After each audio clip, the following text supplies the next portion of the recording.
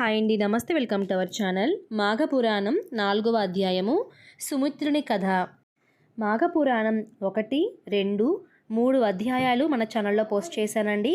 తెలియని వారు ఆ వీడియోస్ని చూసిన తర్వాత ఈ 4వ అధ్యాయాన్ని వినాలి. పార్వతీదేవి శివుని మాటలను విని, స్వామి, మరి గురుకన్య సంగమము చేసిన ఆ సుమిత్రుడు సుదేవుని శిష్యుడు, అతడు ఏమయ్యాడు? వారి యొక్క వృత్తాంతం గురించి అడగాలనుకుంటున్నాను, దయ ఉంచి వివరించండి అని శివుడిని కోరుతుంది. ఇక వెంటనే శివుడు ఇలా అంటూ ఉంటారు, నువ్వు సరైన ప్రశ్నని అడిగావు, చెబుతాను విను అని సుదేవుని శిష్యుడును తాను చేసిన గురుపుత్రిక సంగమునకు పశ్చాత్తపడతాడు. చనిపోతానని గురుపుత్రిక బెదిరించటం వలనే భయపడి ఆమెతో నేను వ్యభిచారం చేశాను అని అతడు బాధపడుచూ ఉంటాడు. చివరికి తనలోని బాధను భరింపలేక గురువు వద్దకు వచ్చి నమస్కరించి ఇలా పలుకుతూ ఉంటారు, గురువర్య, పూర్వము నేను మీ వద్ద చదువుకున్నప్పుడు ఒకరోజు సమిధలు మున్నగు వాటికై అడవికి మీ ఆజ్ఞచే పోయాను. మీ కుమార్తె అచట బంతితో ఆడుకొనుచు నాతో మీరు చూస్తుండగానే అడవికి వచ్చింది. అక్కడ నిర్జనమైన ఏకాంత మనోహర ప్రదేశమున నన్ను తను కోరింది. తన కోరికను తీర్చవలసిందిగా బలవంతం పెట్టింది. అందుకు నేను అంగీకరించలేదు. అప్పుడు ఆమె, ఓయి, నీవు నా మాట విని నన్ను కూడనిచో నేనిచట నా ప్రాణాలను విడుస్తాను అనగా బలవంతముగా ఆత్మహత్య చేసుకుంటాను.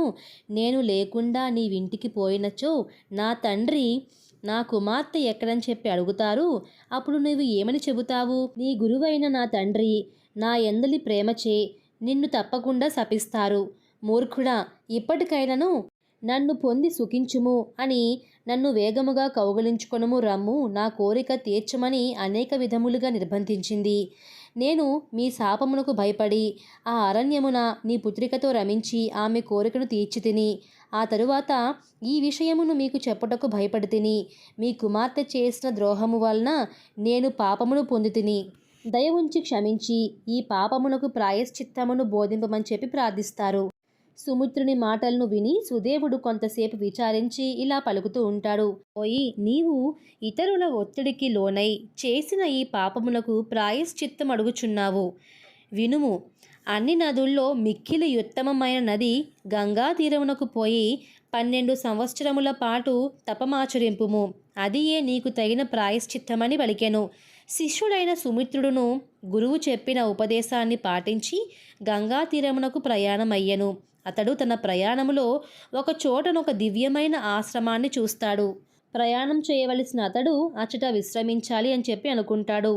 అచ్చటి వారందరూ శిష్యులు, మిత్రులు, కుటుంబ సభ్యులు మున్నగు వారితో మాఘస్నానం చేసి శ్రీహరిని ఆ సరస్సు తీరమున పూజించి మాఘపురాణమును వినుచుండిరి. సుమిత్రుడు వాళ్ళకి నమస్కరించి, మీరు చేయి వ్రతం ఎట్టిది, దయ ఉంచి వివరించండి అని ప్రార్థిస్తాడు. ఆ వ్రతమునకు ఫలమేమి? మీరు పూజించున్నది ఏ దైవము, దయ ఉంచి చెప్పండి అని చెప్పి అడుగుతూ ఉంటాడు. ఇక వారిలో సత్యవ్రతుడు అనే ఒక వ్యక్తి సుమిత్రునితో ఇలా పలుకుతూ ఉంటారు, ఓయి, శ్రద్ధగా వినుము. సూర్యుడు మకర రాశిలో నుండగా మాఘమాసమున ప్రాతకాలమున నది, సరస్సు మున్నగు వాని యందు స్నానము చేసిన వాడు శ్రీహరికి ఇష్టమగును. ఇట్లు మాఘమున ప్రాతకాల స్నానం చేసి తీరమున శ్రీహరిని అర్చించి శ్రీహరి మహిమను వివరించుచు పురాణమును వినుచు మాఘమాసమంతయు గడుపుట పుణ్యప్రదమైన వ్రతము. మాఘస్నానం మానినవాడు, సత్య శౌచలమును విడిచినవాడు, పరులను నిందించువాడు, బ్రహ్మహత్య చేసిన వానితో సమానులు. అబద్ధపు సాక్ష్యమును చెప్పినవాడు, దురాచారుడు, స్త్రీ సాంగత్యలోనుడు, మాఘమాస స్నానాన్ని మానినవాడు, బ్రహ్మహత్య చేసిన వానితో సమానము. అలానే దేవునికి నివేదన చేయని అన్నమును తినువాడు, పితృశేషాన్న భోజనుడు, సోదరుని భార్యతో రమించువాడు, అసత్య భాషణుడు, భుజించుచు అపవిత్రుల యొక్క మాటలను వినువాడు, పురాణ శ్రవణమును, వివాహాది శుభకార్యములను పాడు చేయువాడు, తల్లిదండ్రులను ద్వేషించువాడు, వీరందరూ పాపాత్ములే సుమా. మేము చేయుచున్న ఈ మాఘమాస వ్రతమును పాటించినచో ఈ పాపుల బుద్ధులు మారి పుణ్యాన్ని పొందుతారు. మాఘ స్నానమును చేసి తీరమున తులసీ దళములతో ఈ శ్రీహరిని అర్చించిన వారి పుణ్యము అమితమైనది. ఈ వ్రతాన్ని ఆచరించిన వారికి పునర్జన్మ ఉండదు అని సత్యవ్రతుడు ఈ మాఘమాసం యొక్క ఫలితం గురించి చెబుతూ ఉంటారు. సుమిత్రుడు తాను చేసిన పాపము గురించి అలానే గురువు చెప్పిన ప్రాయశ్చిత్తము గురించి వివరిస్తూ ఉంటాడు. అప్పుడు సత్యవ్రతుడు మాఘమాస స్నానము గురించి వివరిస్తారు. అదేవిధంగా మాఘ స్నానమును 3 దినములు చేసిన సర్వ పాపాలు నశిస్తాయని చెబుతాడు. కావున ఈ మాఘమాసమున ఇంకనూ 3 దినములు మిగిలి ఉన్నవి. ఈ 3 దినములను మాఘ స్నానం ఆచరించి ప్రాయశ్చిత్తముగా గంగా తీరమున తపస్సు చేయమని చెప్పి సుమిత్రునకు హితం పలుకుతారు. ఇక సుమిత్రుడు వారి మాట ప్రకారం మాఘమాసంలో మిగిలిన 3 రోజులు కూడా గంగా నదికి పోయి స్నానమాచరించి ప్రాయశ్చిత్తముగా తపమును ఆరంభించెను.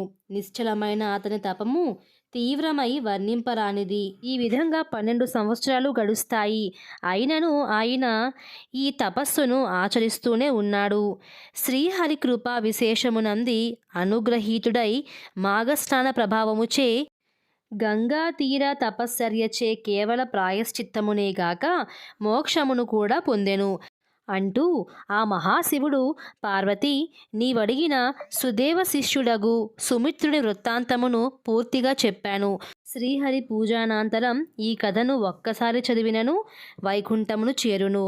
అలాని ఈ పూజ చేసిన ఈ మాఘపురాణం చదివిన వారి యొక్క పితృదేవతలు కూడా తమ పాపములను పోగొట్టుకొని వైకుంఠముకు పోదురు. చందోవిహీనమైన మంత్రము, ఓంకారము లేని తపస్సు, మాఘస్నాన పూజాదులు లేని ధర్మాచరణ వ్యర్థములు సుమా అని శివుడు పార్వతీదేవికి వివరించెను. మాఘపురాణము 4వ అధ్యాయం సమాప్తం. చూశారు కదా. ఈ వీడియో నచ్చితే లైక్ చేసి మరింత మందికి షేర్ చేయండి. అలాగే మరిన్ని వీడియోస్ కోసం మన ఛానల్ని ఇప్పుడే సబ్స్క్రైబ్ చేసుకోండి.